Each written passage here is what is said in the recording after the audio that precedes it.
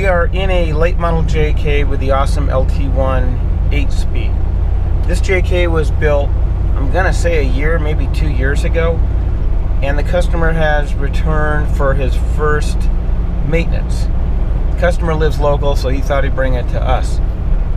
These modern engines are built to a tighter tolerance, so you have to use the proper lubricants and fluids, and I get a lot of questions after the swap, what kind of fluids do I use? Essentially, you use the same fluids that the manufacturer recommends. Now that's dependent on the engine that you have. Let's start off with the LS. You're pretty much safe running 530 in most of the LS's. Please check your owner's manual because this is just a generality.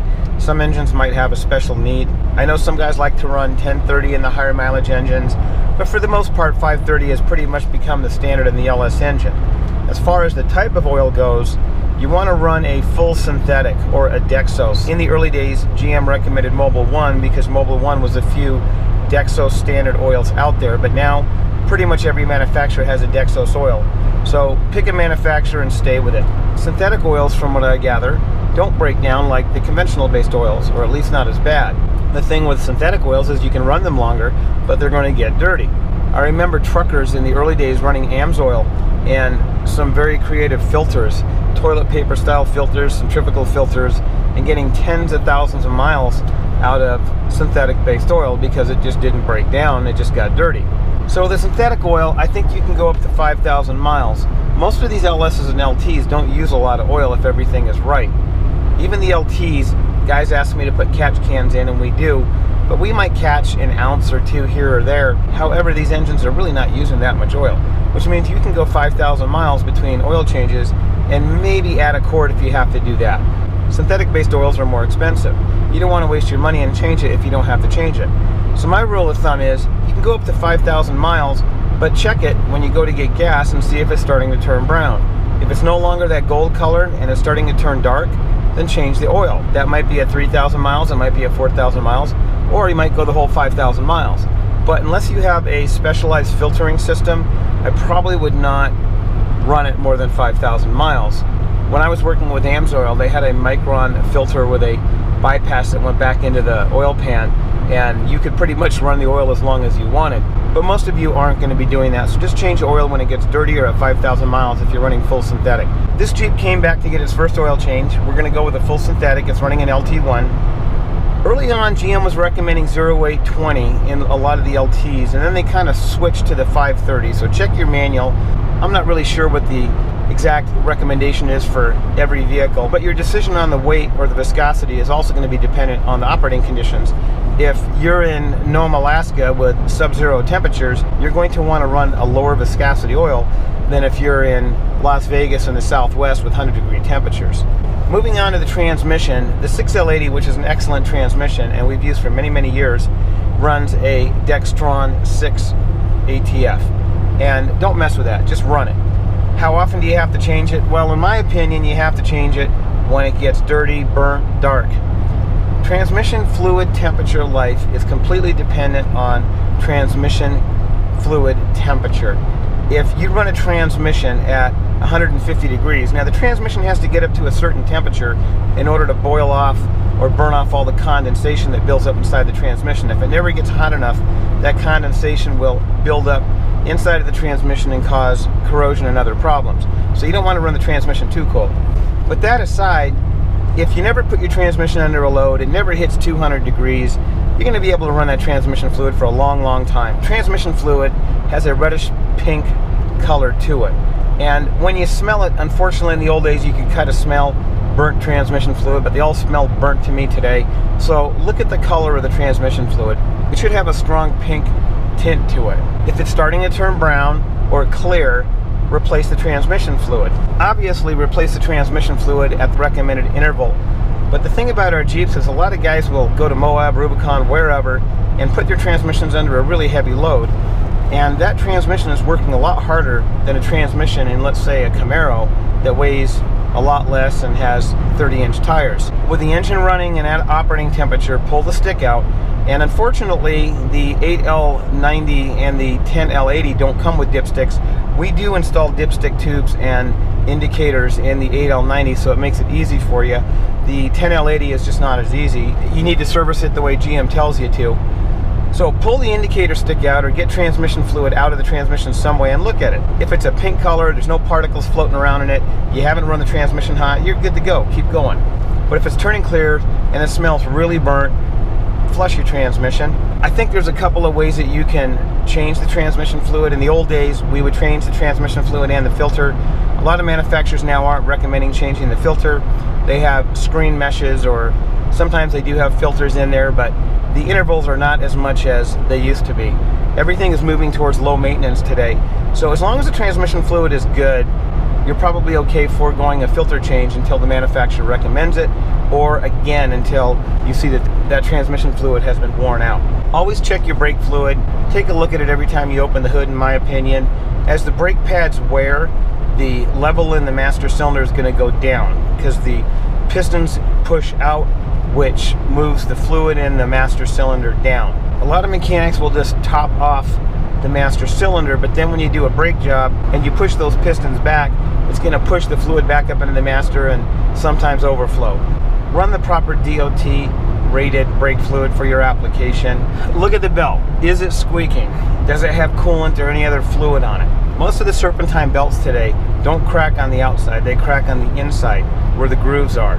So flip the belt over and then try to fold it outward and look for cracks. If there's any cracks or you see the edge of the belt wearing and fibers coming off, then replace the belt. And if the wear isn't normal, meaning you're seeing the belt shredding or maybe being cut, look at the accessory drive and figure out why you're having that issue.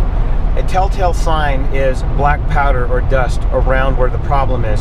So if you look around the alternator pulley or maybe power steering pulley and you see black dust, that could be an indication that the belt is not aligned properly on that pulley. Of course, check the fluids in your axles and especially your transfer case. The transfer case seems to get neglected. On a regular 241, there's a fill plug. You're just going to fill it up until it comes out of that fill plug. On an Atlas, you got to be a little careful. And I'm going to explain this because it's confusing for a lot of guys, and it was for me. The Atlas transfer case is pretty universal, especially since Atlas combined the GM and the Chrysler cases. So the Atlas transfer case can be clocked in many positions. Some guys clock it flat, some guys clock it at 16 degrees, etc. That means if you try to put a single fill hole in, depending on where that transfer case is clocked, you're going to be putting a different amount of fluid in. Most Atlas transfer cases hold about 2 quarts of gear oil. Remember, it's a gear-driven transfer case. I highly recommend that you get the sight tube option. And what the sight tube option does is it runs a clear plastic tube between the upper and lower plugs on the back of the transfer case. That way when you put 2 quarts in it, you can see where the oil level is on that tube. Then take a magic marker and mark that point. You will know where to fill it back up to. If you didn't know what the level was and it started to leak fluid, you wouldn't know how much fluid to put back in because you're not filling it up to a fill plug. I recommend that you check your exhaust system. Check the flange bolts, the exhaust manifold bolts, and that can be a pain. Some of you are going to have to pull the inner fender liners off. But my experience is the exhaust system bolts can loosen up after the first or second oil change. After that, they pretty much seem to stay tight. On that thread, check the hose clamps. We've tried many different kind of hose clamps, and the reality is with heat cycles, they tend to get loose. But like the exhaust bolts, after you snug them up that second or third time, they'll stay tight for the life of the vehicle. So check all your hose clamps, whether they're leaking or not. And guys, this doesn't take a long time. I was in general automotive repair for 30 years, and we can go through a vehicle in a half an hour to an hour. It doesn't take a lot of time, it just takes diligence, and a lot of guys tend to overlook it. I still have vehicles come in with plugged air filters, and that's what we'll talk about next. Obviously, look at your air filter. If it is dirty, caked with mud or dust, change it. If you have a disposable filter like the Spectre, throw it away, put a new one on. And if it is that dirty, pull your MAF sensor out and look at it. If the sensor is contaminated, there's a little bulb. The way a MAF sensor works is it tries to maintain a constant temperature on that sensor, and the more air that goes through it, the more it gets cooled off, and then the more current needs to go into it, and the frequency changes, and that tells the computer what the airflow is. If that bulb or that little sensor gets contaminated, it's obviously going to skew the reading. So if it is, clean it off with MAF sensor cleaner. Now some MAF sensors say don't clean them at all, and in that case don't clean it. but I've had pretty good luck using MAF sensor cleaner. Don't use carb cleaner or something that's not recommended. If your MAF sensor does get contaminated, you're probably going to see the fuel trims. And I want to talk about this because long-term fuel trims really are the culmination of everything in your operating system. Of course, you want to see them at 0, but the reality is with environmental changes like temperature, atmospheric pressure, the fuel you're running, those long-term trims are going to constantly move around. You want to see them between plus and minus 15%. At idle or deceleration, you might see it go outside of 15% because it goes into a different mode. But just cruising down the highway, and you're going to want to see those fuel trims plus or minus 15%. I like to see them plus or minus 10%, and on an engine that's really dialed, you're going to see them plus or minus 5%. If you go to Utah and fill up with gas, you're going to see those fuel trims change dramatically. And when you first start up, you might see them go negative 20, negative 25. You've changed the pressure inside of the fuel tank. You've changed the fuel. And that's one reason we run a fuel level sensor to tell the operating system that the fuel has changed. And I have seen people come here from California, and I'm not talking about just in Jeeps, but in general, and they change the fuel, especially in summer when the fuel is less volatile, and they throw a check engine light for a fuel trim because the operating system just couldn't catch up fast enough and the long-term adaptives didn't react quickly enough. Everybody should have some kind of a scan tool. There's no excuse today. All of us have cell phones, whether it's an Android or an Apple, and there's adapters you can buy on eBay for $5 to $10, and the apps are free, at least on Android. I think Apple pretty much charges you for everything, but still, they're only $5 or $10. If you have an Aeroforce gauge, that's even better. If you have a full-blown scanner or HP tuners, that's great, but it's kind of hard to drive around with that all the time. I really like the Aeroforce gauge. It's convenient, and you can get a lot of data. If you watch my video on the Aeroforce gauge, you not only get generic OBD2 data, but you can get enhanced GM PIDs like current gear, trans temp, all that, right through your Aeroforce gauge. And I will say that torque, the app torque on Android, can get a lot of enhanced PIDs also. You have to go and import the PIDs, but if you buy the Pro version of the app, you'll see it there. But pretty much any generic OBD2 scanner will get fuel trims. So hook it up. I had a guy in the shop yesterday and he bought a credit card scanner for like $49 off of Amazon or eBay, and it worked. It showed the data. It was nothing fancy, but it got the job done. So you're going to want to drive around and look at your long-term fuel trims. Maybe look at your knock retard. If your long-term trims are staying plus or minus 10%, everything's good, everything's happy. If you see it start to rise, if you're going 20, 25%, you might have an air filter that came loose or a hose. I've seen guys leave the dipstick tubes out or not seat them all the way. There's an O-ring on it, and that'll cause your fuel trims to go high, just like if you left your oil cap loose or the O-ring was damaged. On the flip side, if your air filter is plugged, that's going to show negative fuel trims. So the fuel trims can be very important, and one of the first things I'll tell you guys if you call me and say I'm having a drivability problem is load up those long-term fuel trims, LT, FT 1 and 2. Tell me what they're at. If they're plus or minus 25, 30%, we're running lean, we're running rich, we got to figure out the problem. Understand that if you're running outside of the adaptive limits of the operating system, which are about 30%, the operating system is going to kick out the MAF sensor. It's not going to look at it anymore for airflow calculations, and it's going to go into a speed density limp mode, and your fuel trims are probably going to return to about 0. So don't think you're running at 0, you're fooling yourself. What you're really doing is running off of the MAP sensor instead of the MAF sensor. So what you want to do in that situation is, with the engine running, clear the codes or clear the trims. Some scanners will allow you to clear the trims without, or reset the trims without clearing the codes, and then see what the trims go to immediately. If you see them rise up to 30% or drop down to negative 30%, then you know if you're going rich or lean, and then we have to address the condition. So that's one of the other things I look at. Now, the vehicle I'm in now, the fuel trims are really good, plus or minus 5%. So we're not going to mess with anything, everything's working good.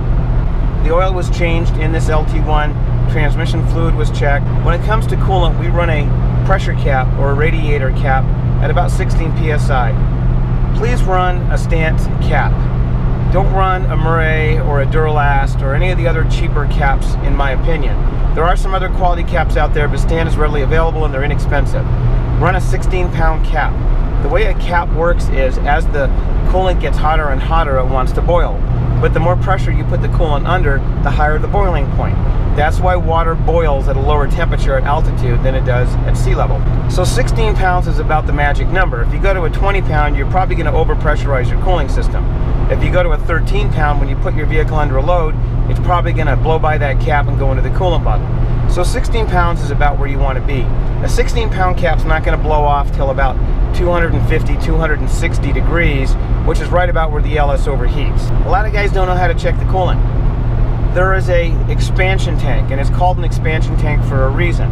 It is not pressurized, it is open to the atmosphere. There's an overflow tube on the bottom, so if the radiator cap were to fail or you were to overheat and bypass the cap, the bottle's going to fill up and it's going to come out that overflow. But when operating properly, what will happen is, as the engine warms up, the coolant's going to expand. It's going to push out the cap and into the expansion bottle. The expansion bottle is important because then when the engine cools down, it's going to suck that coolant back in.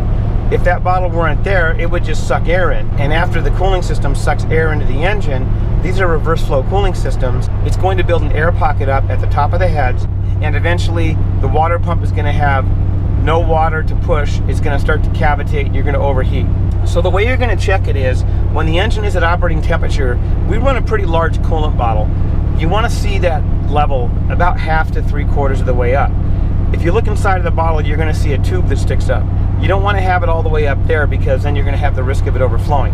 So about half to 3/4 of the way up with the engine at operating temperature. When you go home and you shut it off and the next morning you come out, that coolant level is going to be at the bottom of the bottle, probably 1/8 to 1/4 of the way up. That's normal. Don't add to it at that point. If you add to it at that point, then you fire the engine up and warm it up.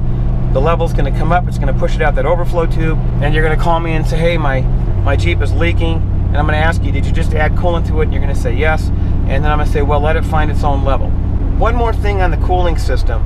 Because the expansion bottle is open to the atmosphere through the vent tube, there's going to be a very small amount of evaporation over time. And this is pretty much true in every vehicle. So it's important you check the level in that bottle. And I'm not saying you got to do it every time you go to the gas station, but try to make it a habit of maybe every other time, definitely every month. One of the things that we check is the braking system, like the brake caliper bolts. And I can't even tell you how many brake caliper bolts we found loose recently.